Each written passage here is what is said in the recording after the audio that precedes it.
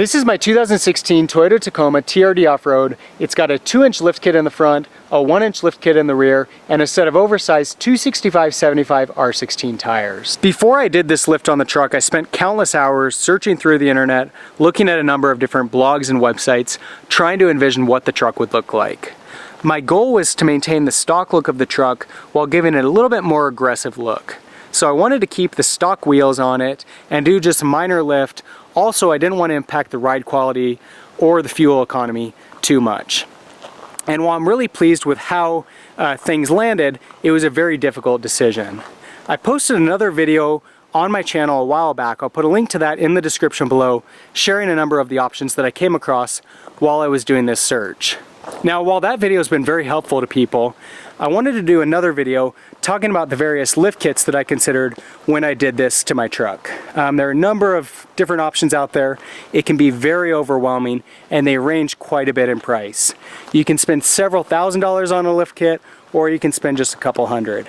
And so in this video, I want to show you a number of the fairly basic, simple lift kits that you can use if you want to do kind of the same thing with your truck, maintain that stock look, not really lift it a whole lot, and you want to do it on a budget. And so the lift kits that I'm going to share with you in this video, while they can be fairly expensive, ranging from $60 up to $1,300, they're relatively inexpensive when you compare them to the very expensive multi-$1,000 lift kits that are available out there.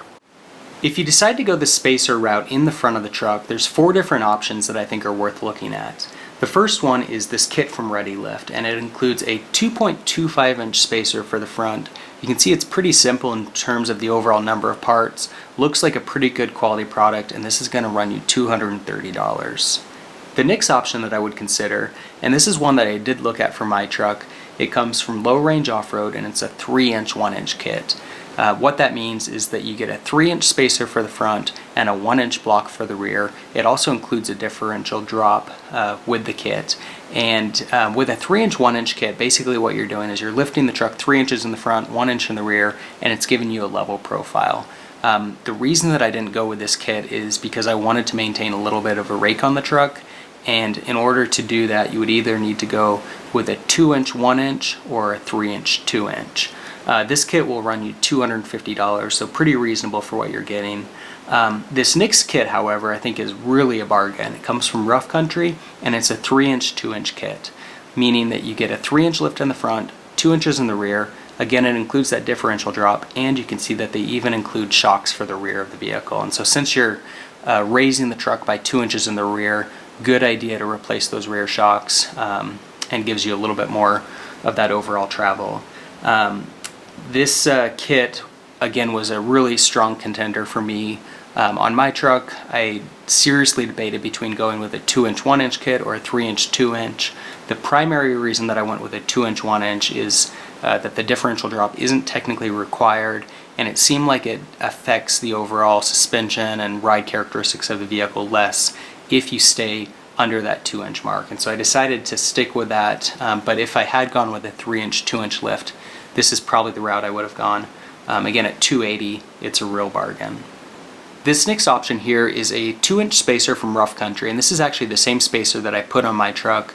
Been very happy with it. It hasn't had any issues, and it was a pretty simple overall install, and a real bargain sitting at just $60, which is especially a bargain if you compare it to that $230 spacer from ReadyLift. And so I think it's a really great option if you're trying to do a lift and you want to do it on a budget. Your 2 least expensive options for lifting your truck in the rear are going to be either a block or an AddALeaf. This is the Toytech Block, and it's available in a 1-inch, 1.5-inch, or 2-inch block. I have the 1-inch block on my truck, and it was a pretty simple overall install.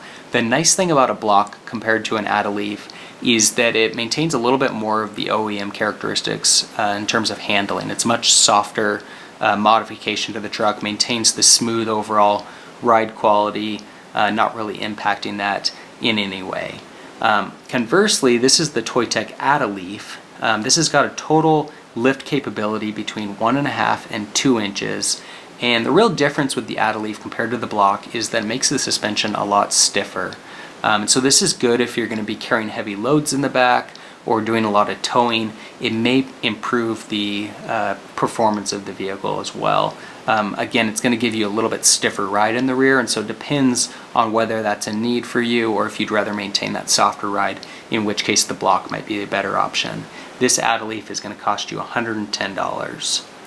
Now, if you're lifting the rear of the truck, something you will want to consider is replacing the rear shocks. And the reason for that is as you add height in the rear, you're going to kind of tap out the capability of those rear shocks on your truck, and in some cases you may exceed the capability depending on how high you go. I didn't replace the rear shocks on my truck because I added just an inch to the vehicle. Didn't really notice much of an impact in terms of the overall ride quality, but I probably am sacrificing a little bit in terms of the maximum travel that my shocks are capable of. This Bilstein 5100 shock is good for lift kits between up to 1 inch basically. It'll cost you $200, and it will give you that extra inch of travel that you don't get on your stock shocks. It's a very popular option among Tacoma owners, and a good option to consider if you're going to go up to a 1 inch lift in the rear. This NYX option is very similar to the Bilstein 5100, same purpose, except that it's got a range between 1 inch and 3 inch lift. And so if you're going to go somewhere between 1 inch or 3 inches, the Bilstein 5100 is going to max out at 1 inch, so it won't be a good option to consider. And so this will have you covered with that longer travel up to 3 inches. This will cost you $230 compared to the $200 for the Bilstein 5100s. Jumping back up to the front of the truck, if you aren't interested in doing a spacer, there are some drawbacks to those. It's going to have a little bit of impact on the overall ride quality, and they're not necessarily as durable when you get in true off-roading situations. Kind of the most affordable middle ground between a full new shock assembly and a spacer is to go with the Bilstein 5100s, and these are a really popular option with Tacoma owners.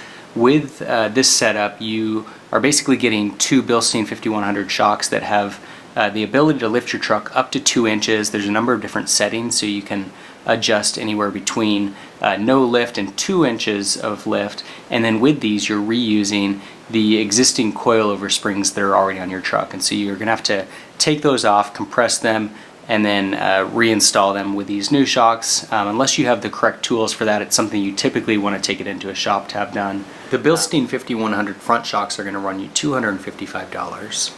Now, if you don't want to deal with removing and reinstalling the coilover springs, you can buy a full front shock assembly. The other advantage to going with a whole new front shock assembly is that the coilovers are going to be specifically designed to the length of those new shocks. And so if you think about it, with the Bilstein 5100s, if you're reusing the existing coilovers on your truck, you're kind of stretching those out up to 2 inches more than they're really designed to, and so they're not necessarily going to offer the same handling and off-road capability that you'd get with a whole new front shock assembly. And so I've got two options to share for front shock assemblies. The first one is the Bilstein B8 6112. This is essentially the same as the Bilstein 5100s with the shock, except that it's coming with a new coilover spring.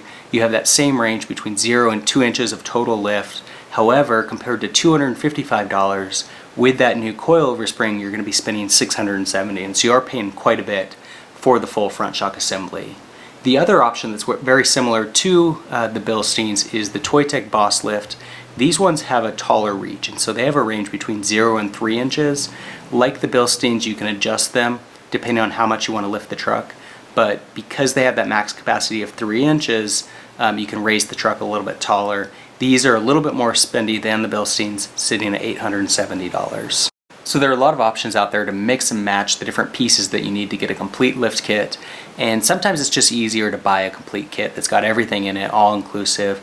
And I've got 4 options here to share that are complete kits and have everything that you need, including front shocks, rear shocks, differential drop, all included in one package. And so the first one is the Toytech Boss Kit. This kit, the front shock assembly comes pre-assembled. It's got a maximum lift capability of 2 inches, and so like we saw with the other front shock assemblies, you can lift within a range between 0 and 2 inches. Choose what height you want. And then this kit comes with either a 1.5 inch block or a 2 inch AddALeaf in the rear, and so you get to choose which of those you want to include with the package. This kit will run you $1,300. The next option that I want to share with you is a Toytech Eibach kit. And this kit includes a 2 inch lift for the front, and so it's set to that 2 inches, no variation in how high you lift the truck, and then it comes with a 1.5 inch block. This one's a little bit cheaper than that other option where there's a little bit more configuration, sitting in at $940, and so it's a pretty good value. This next option is the Toytech 0 to 2.5 inch Lift Kit Pro. It's very similar to the Bilstein 5100 kit in the sense that you can reuse that front coilover spring that comes stock on your truck. We already talked about some of the pros and cons. Obviously the biggest pro is that you're saving money by not buying a new front coilover spring. This kit has the ability to lift the front of your truck up to 2.5 inches and includes a 1.5 inch block to lift the rear. It does not include a differential drop, and so depending on how tall you're going, you may need to add that in as an extra item. The total cost of this kit is $600. And then the last option that I want to share with you, this again is basically the Bilstein 5100 kit. And so if you want to get the Bilstein 5100s but you don't want to have to reuse your existing coilover spring, you want one all included, this comes pre-assembled with the coilover spring that's designed to match that suspension, installed so that you don't have to worry about that piece of the installation, and so a little bit easier configuration. This kit, just like you saw with the 5100s, has the ability to adjust the front suspension somewhere between 0 and 2 inches, depending on where you want to set that, and then it comes with a rear AddALeaf that allows you to lift up to 1.5 inches in the rear. This kit's going to run you $800. So those are some of the lift kit options that I considered when I lifted my Tacoma, and a few other options that have come to market since. If you feel like I missed any other really good options that you want to share with other viewers, leave that feedback in the comments below. For more videos of the 3rd generation Tacoma, subscribe to my channel. In the meantime, thanks for watching.